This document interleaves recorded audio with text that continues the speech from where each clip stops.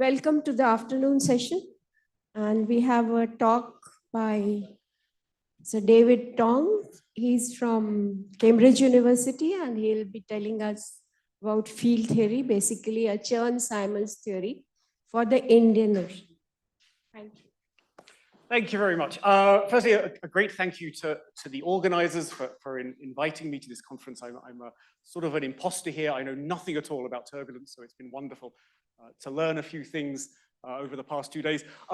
This talk obviously is going to have nothing to do with turbulence, so you should view this as a little bit of light entertainment before we get to Sasha's proper talk this afternoon. May also have a little to do with turbulence. Okay. All right. So let me give you the big picture before we start. So it's been known for a long time, where a long time means almost 150 years, that there are certain chiral waves in both the ocean and the atmosphere.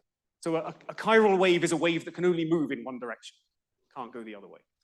And these typically appear on the boundaries of the fluid. So the first example was discovered by William Thomson, who's better known by the name Lord Kelvin, in 1879. So this is really ancient physics. And Lord Kelvin discovered that there were waves on the edge of the ocean, otherwise known as the coast, which go clockwise around land masses in the northern hemisphere and anti-clockwise around land masses in the southern hemisphere.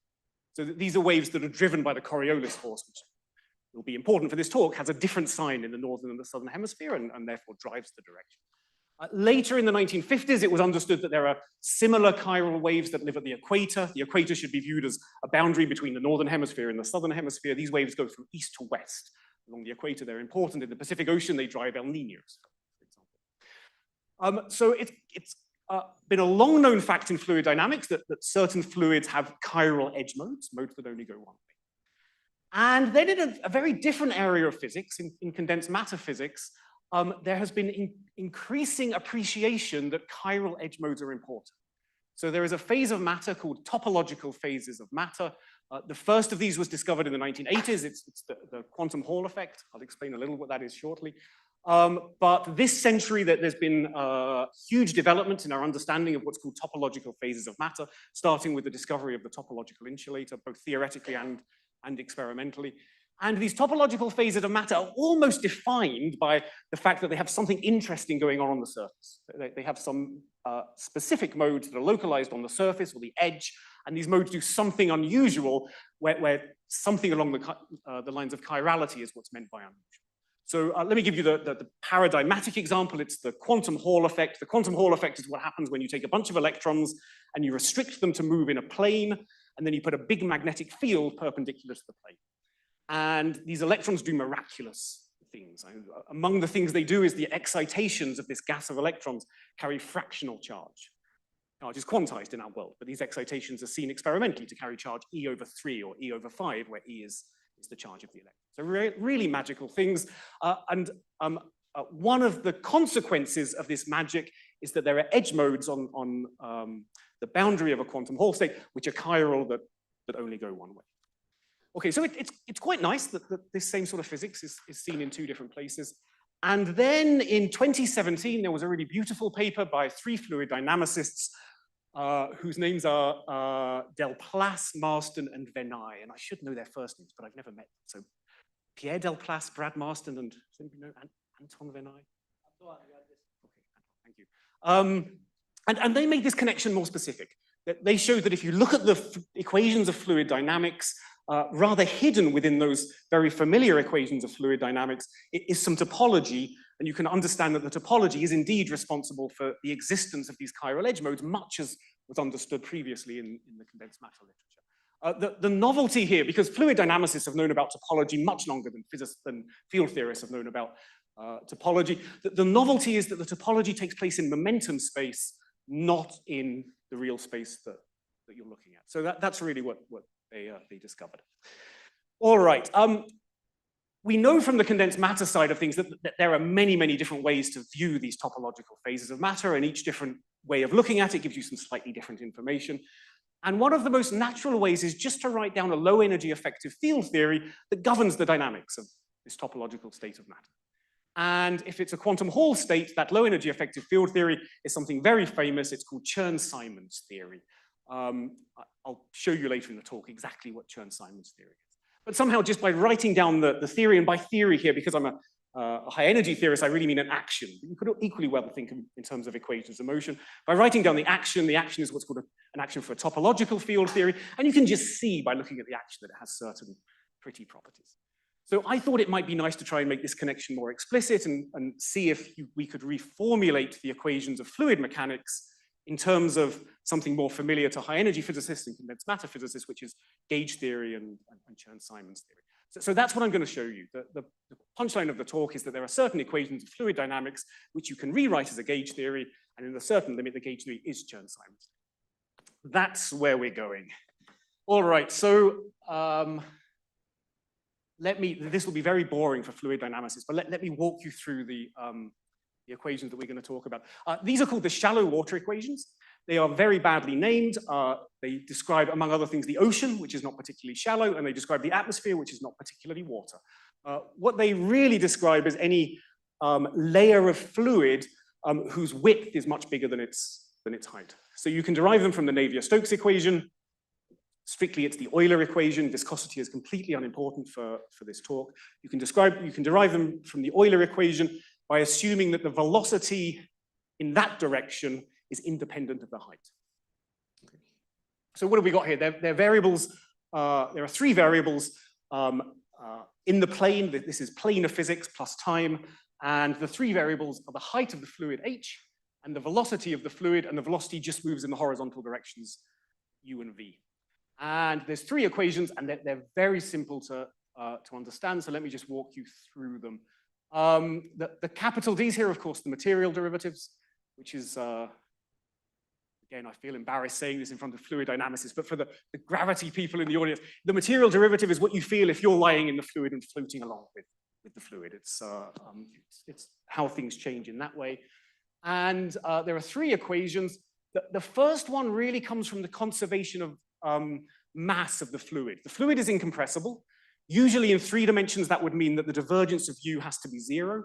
But in 2 dimensions, that's not the case. The fluid can pile up at some given point, but if the fluid piles up, so its divergence is non-zero, the height has to increase at that point, vice versa. So that's what this equation here is telling us.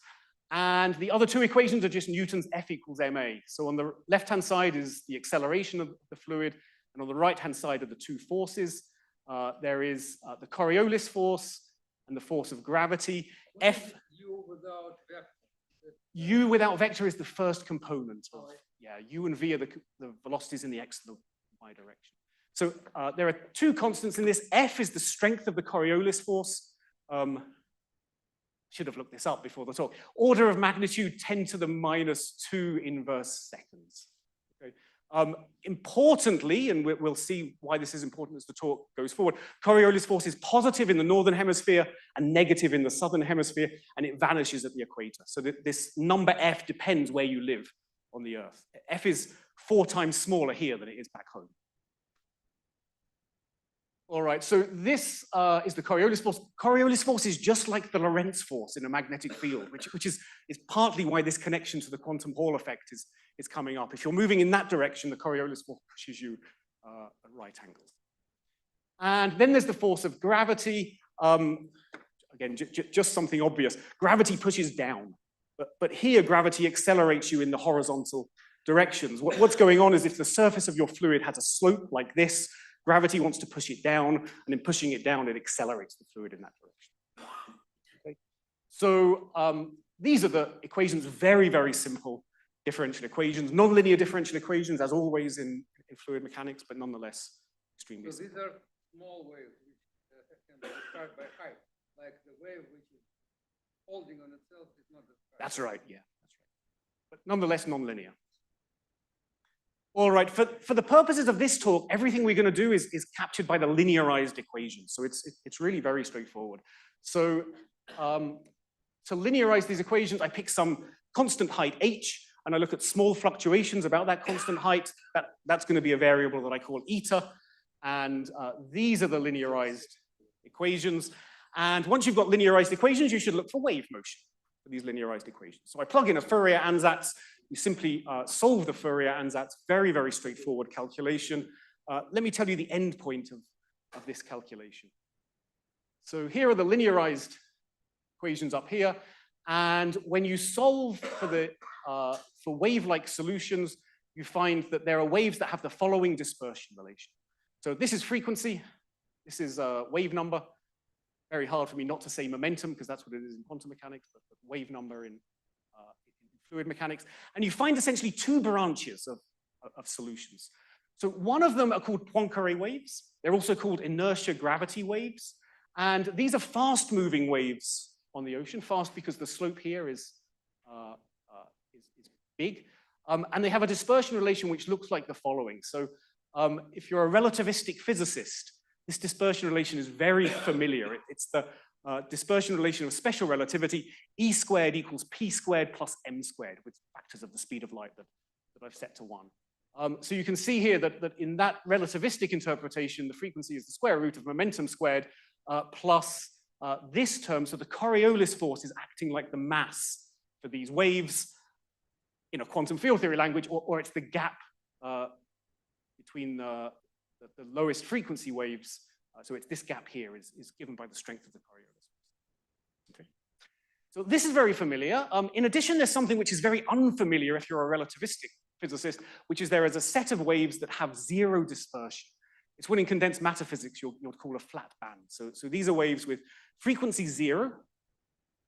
And it's actually easy to see where they come from by looking at these equations. So if you look at these equations, you can set the right-hand term to 0 just by balancing the Coriolis force against the gravitational force.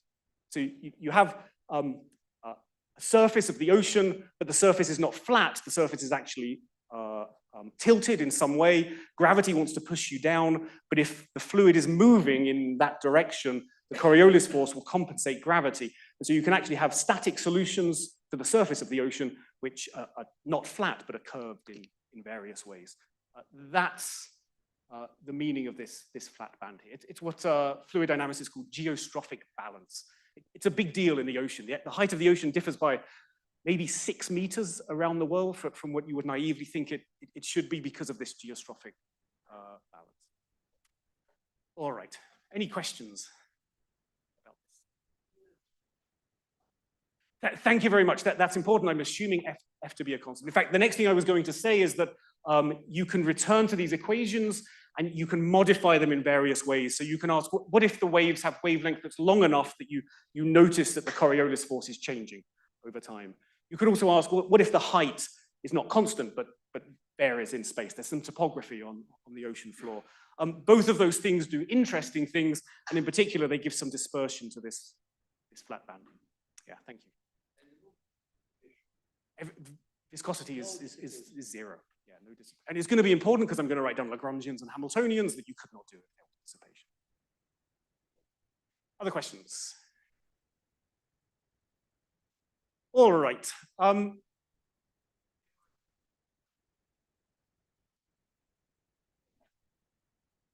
Oh, that's right. Thank you very much. It's the usual speed of shallow waterway square root of g times h. Yeah, I should have mentioned that. All good? All right. The important point here is that when you get to the equator, so this is in the northern hemisphere, F is bigger than 0.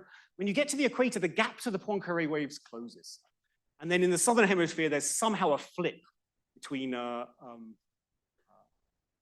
these two modes in a way that might become clearer shortly. So the question is, what's the physics of the gap closing at the equator? And this is something that's very, very familiar from condensed matter physics, topological phases of matter. If you're a quantum field theorist, you also know it from Jakiv-Rebbe zero-mode calculations of the Dirac equation. So what happens is when you solve these same equations, but near the equator, so not with F strictly 0, but with F varying in some way from negative in the southern hemisphere to positive in the northern hemisphere, you find roughly the same modes that you saw before. this flat band actually picks up some dispersion, which I haven't included there. But more important for this story is that there's a couple of chiral waves in the story. So there is this mode here, which is called the equatorial Kelvin wave. Because the slope is always from the left to right, this is a wave that only moves in one direction, and it's a wave which is seen on the equator, seen very clearly in satellite images. In addition, there's this really weird wave called the Yanai wave. The Yanai wave is also chiral, but it doesn't cross the origin. Instead, it interpolates from the flat band to these inertia gravity waves up here. One of the reasons I got into this story is that this Yanai wave just kind of puzzled me. I've never seen anything quite like this elsewhere in physics. This mode is very familiar. The Yanai wave really isn't. So I started playing with this just because I wanted to understand this Yanai wave a bit better. I don't think I understand it better at all. It's sort of something enigmatic about this, this particular solution. That's right. I don't know where else it appears in condensed matter physics. So if anybody knows, I would love to know if there's something like this elsewhere in physics. But it's been known mathematically that it exists since the 1950s. It was discovered experimentally in the 1960s. It's there. In some sense, you know, everything you want to know about it is there in the equations, but it just feels a little bit odd. All right. Questions? Yeah, please, Sri. Yes, this wave is also supported near the equator. This Kelvin wave is a Gaussian supported near the equator in height, and the Yanai wave is antisymmetric in height, for what it's worth. But yeah, localized, physically around 500 kilometers around the equator.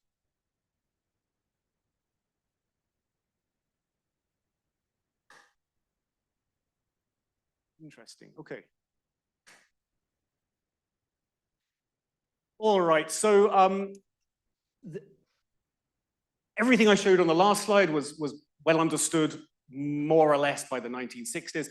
And then a few years ago, as I mentioned, these authors revisited the shallow water equations, in fact, the linearized shallow water equations, and they argued that there's some topology hiding within them. Roughly speaking, let me say some words about what they did, and if you don't understand the words, it doesn't matter, we'll move on. Very roughly speaking, they associated a Chern number to this band. And they found that the Chern number of this band was +1 in the northern hemisphere and -1 in the southern hemisphere. And they argued that on the equator, which should be viewed as a boundary between those two different states, the jump in the Chern number was +2, and therefore there should be two topologically protected waves, which they said were the Kelvin wave and the Yanai wave. That's the story. What they did is a bit more subtle than that, but roughly speaking, that's what they did. All right, I'm not going to dwell on this anymore, so if there are any questions, I'd be happy to take them.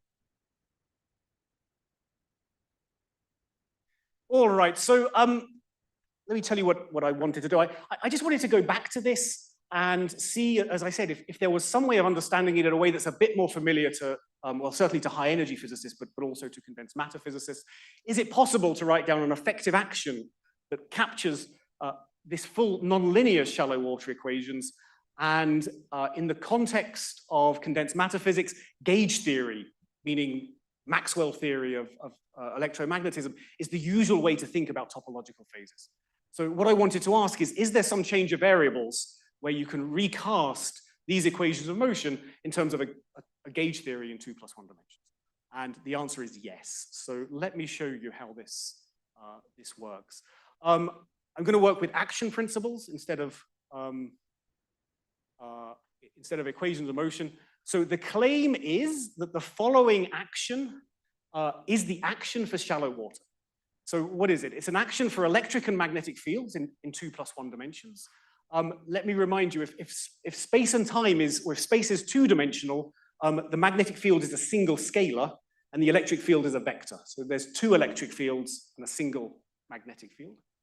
And the electric and magnetic fields are given in terms of the vector potential A and A0 in terms of the following, hopefully familiar equations from Maxwell theory in 3+1 dimensions.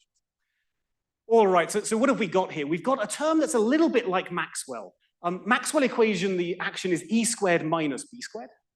This particular action is E squared over B minus B squared. So it's a little bit of a deformation from Maxwell term, but nonetheless, something that we can deal with. It's singular at B equals 0 because if you look at the dictionary, the magnetic field is the height. And when B is equal to 0, the ocean has run dry and bad things should happen. So it's okay that it's singular at B equals 0. Okay, you know, said differently, you should think of this, you should expand this around a constant magnetic field. That's the height of the ocean. Then this Maxwell-like field is coupled to, firstly, a background charge. This background charge is a constant background charge that acts as the strength of the Coriolis force.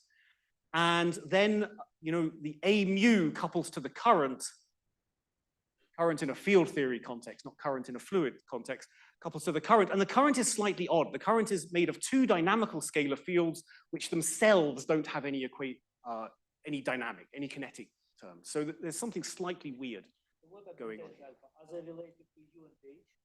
Say again? Beta and alpha related to U and H? No, beta and alpha are basically auxiliary fields that you have to integrate out. And we will see how this comes about. So the dictionary is that the magnetic field is the height, and the electric field is roughly the height times the velocity, but with an epsilon symbol. So the electric field in the x direction is the velocity in the y direction, and vice versa with a minus. Auxiliary tensor, beta T alpha, it's auxiliary tensor which forces some gauge, right? No, it's almost the opposite. It allows you to pick any gauge choice you like, in a way that we will see. Yeah, it's slightly weird, and for me at least, this was one of the big novelties. Parity symmetry is broken because there's an epsilon symbol here. Rotation. Yeah, rotation. Parity symmetry is broken because of the strength of the Coriolis force. So this Yeah, if you look at the equation of motion for A0 in the ground state, derivative of alpha times derivative of beta has to be this constant f. So yes, the two are related. I'm going to walk us through this, by the way. in particular with respect to time, right? Three-dimensional. That's right. Sorry, the mu nu row here runs over time and two space. Therefore, d mu and d nu act in all three coordinates. Yes, that's exactly right. Yes. Yeah, they depend on space and time. Okay. Yeah, Loga. Question of this shadow water. All that I know of. Okay. Is there a relativistic version of shallow water? You probably don't normally get these questions in a fluid dynamics conference. All right, so simple way of saying it, if you compute the Euler-Lagrange equations from this, and you use this dictionary, you will find the shallow water equations. It will be nice to get a bit more intuition for this. So let me just walk you through some of the pieces that sit here and convince you that maybe it's not so unlikely that this is shallow water. Okay, so as always, if you want to understand a theory, just look at the symmetries. Symmetries will get you most of the way to understanding what's going on. So here is one symmetry. The shallow water equations have the following conserved energy density. This conserved energy is just kinetic energy plus potential energy. Kinetic energy is obvious. It's the height times the velocity. Potential energy is usually z, but you should integrate z from 0 to the height, so you get a half times the height squared. So this is the very obvious conserved energy of the shallow water equations. If you use the dictionary and plug this in, then the energy in the gauge theory language should be this E squared over B plus B squared. So that explains this term here. Of course, this relied on this dictionary, so we should understand why it makes sense to make the magnetic field the height. The reason is that in 2+1 dimensional Maxwell theory, magnetic field is a conserved quantity.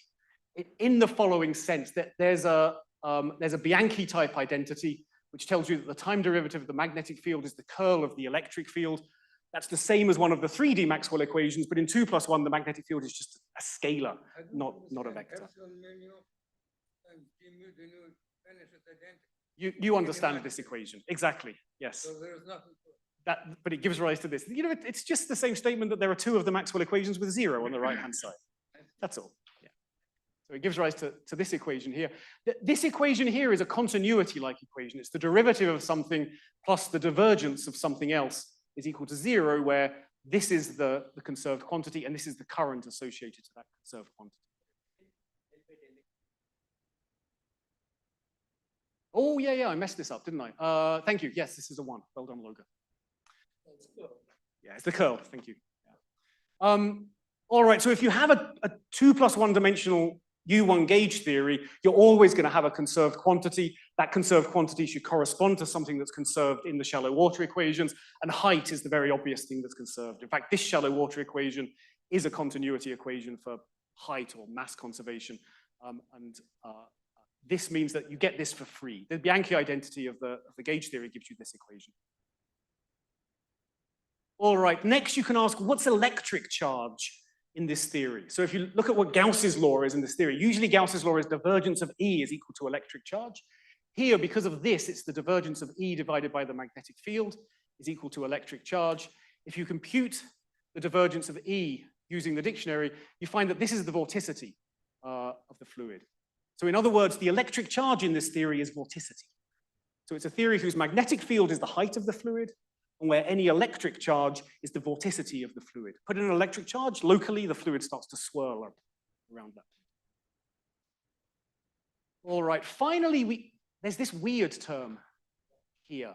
So what's going on with this? I have a few comments about this. So you asked, is it fixing a gauge choice? It's doing the opposite. You know, let me try and say this in some way that might make sense. If you have a gauge theory, gauge symmetry acts twice. Firstly, it relates field configurations, or identifies field configurations that are related by a gauge transformation. So it removes a degree of freedom that way. Secondly, it gives you a constraint equation as well, a constraint equation being Gauss's law in Maxwell theory. That's a constraint not just on the dynamics, but on the initial data that you can impose. This term here sort of removes the constraint. Another way of saying it, it puts back the longitudinal photon into the theory, because the charge on the right-hand side can be anything at all. This can be some dynamical field. And so if you have a particular electric field, you can just find a charge which obeys it. So it's somehow allowing charge to be anything. It's a slightly odd situation. One way of saying it is it's breathing vorticity into the fluid. If there was no charge, the fluid could have no vorticity, be a potential flow of some kind, but this is what allows the fluid to have some vorticity.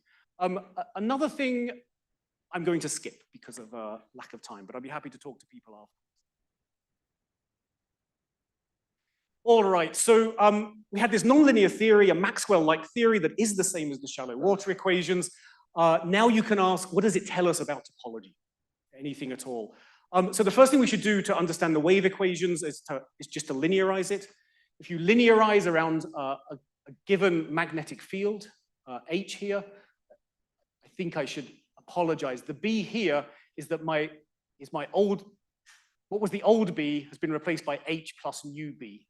And this B here is the perturbation around H. So if you linearize this nonlinear equation around capital H, you find that the equation splits into two terms that no longer, or two pieces that no longer talk to each other. There is a theory that governs Poincare waves, which is given by the following. And there is a theory that governs this geostrophic flat band, which is slightly odd, which is given by the following theory. This geostrophic flat band is a theory that I've never seen before. It's rather odd. I don't really understand its properties nor how to deform it so that you can see the dispersion that arises here. But it seems like a very simple theory. This, however, is a theory that's very familiar. So this equation here is Maxwell-Chern-Simons theory. There's an electric field, there's a magnetic field, it's fully relativistic, and there's a Chern-Simons term. This is the famous Chern-Simons term. It's a term you can only write down in 2+1 dimensions. So if you're used to 3+1 dimensional electromagnetism, you don't see this term. It's specific to 2+1 because of the use of the epsilon symbol. And the strength of the Chern-Simons term is given by the Coriolis force. Now you can see explicitly that parity breaking is due to the Coriolis force. All right. This, as I said before, this Maxwell-Chern-Simons theory is famous not least because it describes the dynamics of quantum Hall fluids. So the dynamics of the quantum Hall state is, well, I don't want to say identical to the dynamics of Poincare waves because the quantum Hall state is quantum and the fluid dynamics is very clearly classical, and that makes a big difference. But the action for the two is exactly the same. So the action for these Poincare waves is Maxwell-Chern-Simons. Indeed, you can just solve the wave equations of Maxwell-Chern-Simons. You can compare them. The profiles given the dictionary are exactly the same as the profiles of the Poincare waves in fluid mechanics. All right. One nice thing it tells you immediately is where the result from 150 years ago by Lord Kelvin comes from, in a, admittedly, slightly more abstract setting. You see, this Chern-Simons term isn't obvious that it's gauge invariant, because you have to write it in terms of A. You can't write it just in terms of E and B. You have to use A. In fact, a lot of the richness of the Chern-Simons term comes from the way that it flirts with a lack of gauge invariance, but ultimately survives and is gauge invariant. So if I did a gauge transformation and shifted A by a derivative, it's not immediately obvious that it's gauge invariant because you have to do an integration by parts to see it. But when you have a manifold with boundary, which in fluid mechanics is what's called a coastline, the integration by parts becomes difficult because you pick up a boundary term. So you worry that this Chern-Simons term is not gauge invariant, and there is a long and very well understood story in condensed matter physics that actually the way this gauge invariance is recovered is precisely by introducing the chiral coastal waves of Lord Kelvin. So I haven't told you anything new here that wasn't known for 150 years, but it's a rather different language to understand how these chiral waves come in, and in particular how they're unified with what we know elsewhere. All right, so that's all I really have to say. The punchline is that the shallow water equations are a gauge theory in disguise, and they're at least some subsector of them is a rather famous gauge theory. It's Maxwell-Chern-Simons theory. Many open questions. I'm going to start with the big one at the bottom. The big one is, I have no idea what this is useful for. I know, in condensed matter physics, phrasing things in this language was extraordinarily useful, led to all sorts of progress. In fluid mechanics, I've certainly not told you anything that fluid mechanicists didn't know before, just told you in a different language. Is it a useful language to uncover new phenomenon? I don't know. I should say that I think this is also a problem for this general story of topology in fluid mechanics, in momentum space, started by Marston and company 6 years ago. I'm not really sure there's a smoking gun application of this technology that tells us something new that we didn't know without this technology. Nonetheless, I hope that it might be useful in the future. There's some very specific questions that I've tried and failed to answer. In fact, I mentioned one of them. What's going on with the Yanai wave? Because that's just odd to me. I've not made any progress. The actual other one that I wanted to address was whether these chiral waves remain stable non-linearly. Can topology tell you about the non-linear stability of these chiral waves? Again, I've made no progress. And also, I haven't managed to yet understand the equatorial waves as a topological feature of this gauge theory. It's surely in there, I just haven't succeeded. All right, I will leave it there. Thank you very much.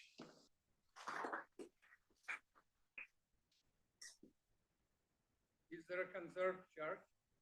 There are 1.5 conserved charges. Questions? Yeah, like what makes topological wave stable? Oh no, no, it's not. This is the point. It's not topological like Toft-Polyakov monopoles or things that we know. It's not topology in real space. Repeat my question for everybody. Oh, sure. I was asking about, is there a topological charge which would make a wave stable? No, they're not topological solitons. They're not Toft-Polyakov monopoles or Nielsen-Ollerson vortices. The topology is hiding in momentum space. So you look at dispersion in the original paper of Marston, you look at the dispersion in momentum space. And I'll say it in the quantum mechanics language. It's a Berry phase or a Berry connection. You look at how the state in quantum mechanics varies in the Hilbert space as you change the momentum. And associated to that is a Berry phase, and associated to the Berry phase is a Chern number, and so on. That's the topology. It's hidden in in momentum space. So yeah, there's no conserved topological charge here. They're not topological in that sense. Loga. Yeah, so in the quantum Hall systems, because of the Chern-Simons system, there's a charge flow to the boundary and so on. That's right. So here, is there a vorticity flowing towards the coast? What is vorticity doing? Because I thought you said charge is like vorticity. Electric charge is vorticity. So is there yeah. So firstly, let me see. It took some time to disentangle in the Chern-Simons story what's quantum and what's classical. Because here, of course, everything is classical. So for example, the Coriolis force is the Chern-Simons parameter. Coriolis force isn't quantized. That's an H-bar effect in Chern-Simons. I think this anomaly inflow is also quantum effect rather than a classical effect. You can still see the presence of edge modes classically. You can see it in the Poisson structure, for example, of Chern-Simons theory. But I thought the inflow is just Chern-Simons classical thing. Yeah. Let's check afterwards. We can look at the equations and see, but I thought no. So in the ocean, you have, and in the atmosphere, you have another boundary in the poles. And there are waves. Sorry, boundary in the... You have the poles, right? So the north and the south. Oh, wonderful, yes. And you have Rossby waves, which are also traveling waves, non-stationary. Can you get those waves? Yeah, the Rossby waves is when you give dispersion to that geostrophic flat band. You need F as a function of y. Exactly. So if I had F as a function of space, or indeed height varying, I'd get some small dispersion here. There's this story about the quasi-geostrophic equation, potential vorticity. I can follow all of those calculations in my language, but it's not clear my language has added anything new. But those ones are not topological in the same sense. Yeah. Okay. These geostrophic flat bands, what are they in your gauge theory language, please? Oh, it's the longitudinal mode of the photon. So it's there in Maxwell-Chern-Simons theory. It's actually there in this theory, but Gauss's law in that theory kills it. But here I've got these alphas and betas, these sort of dynamical things that can turn on and breathe life back into that longitudinal mode. So it's a weird thing from the gauge theory language. Thank you. Yeah. Mahendra. There are vortices which long-lived. Yeah. I know nothing about it at all. Are these topological vortices in space? Vortices, this is linear waves. Very different.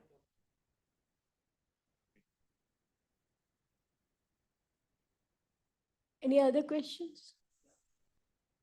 Please.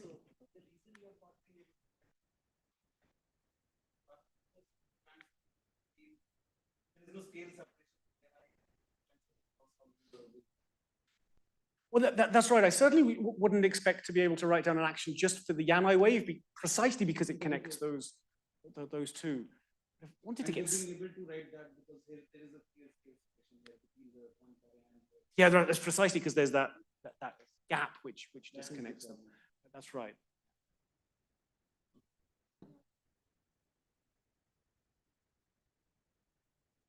Sri.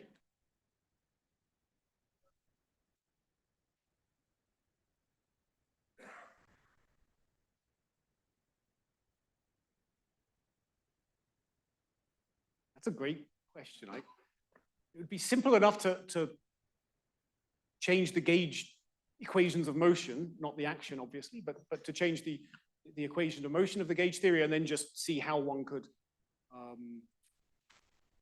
realize that physically. Yeah, I haven't thought of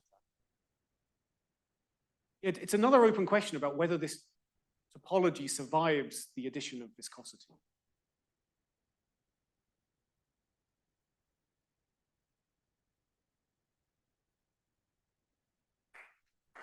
Thank you.